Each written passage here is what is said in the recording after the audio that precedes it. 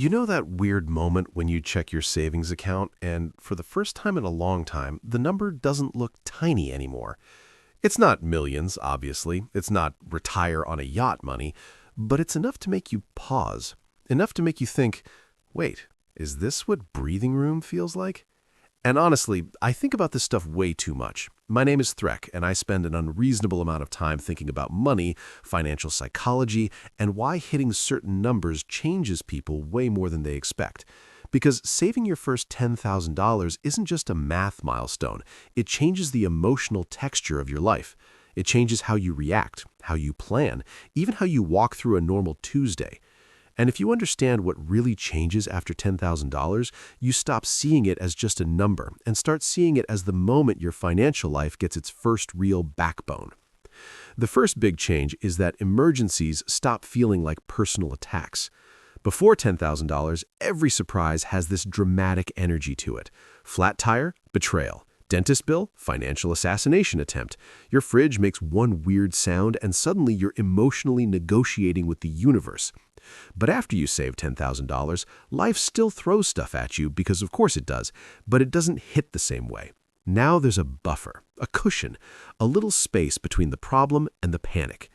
And that space matters a lot more than people realize, because when you're not panicking, you make better decisions.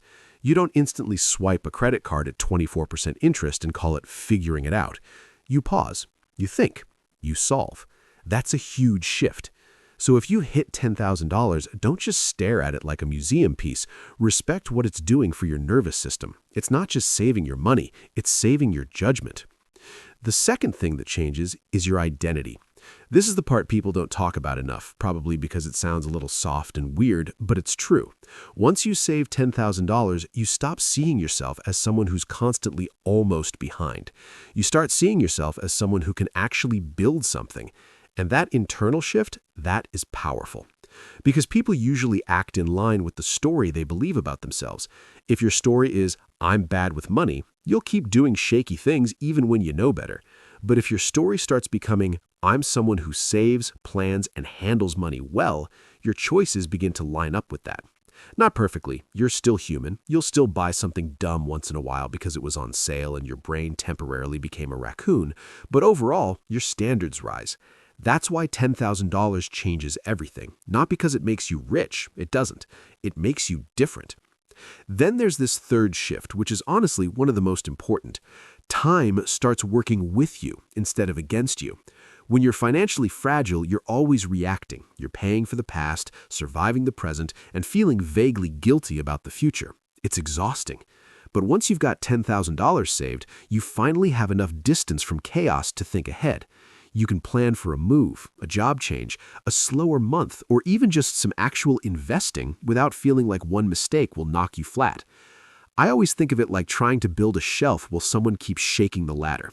That's what money stress feels like. You're trying to create stability while your whole life keeps wobbling. But $10,000, that's when the ladder steadies a little. You still have to do the work, obviously, but at least now your hands stop shaking long enough to build. And this is where a lot of people face a sneaky danger, because once you hit 5 figures, your money starts looking usable.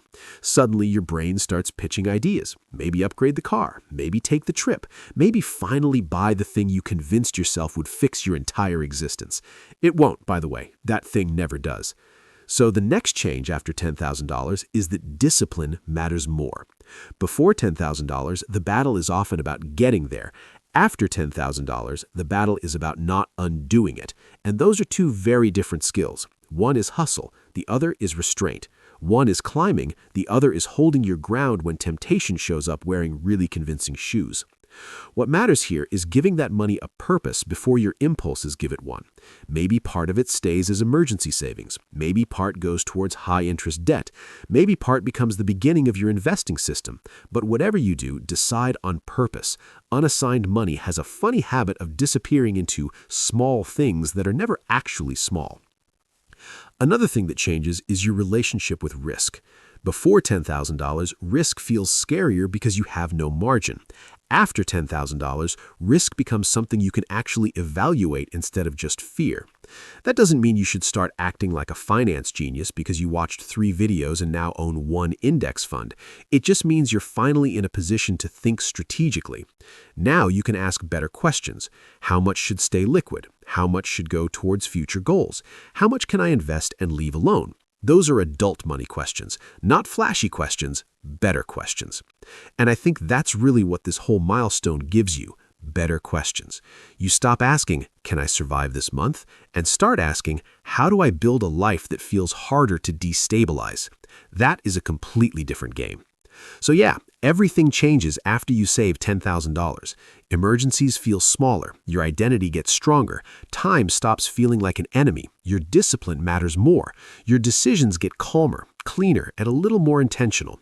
And no, $10,000 doesn't solve everything. It doesn't magically erase bad habits or turn you into a perfectly optimized money robot who meal preps with supernatural consistency.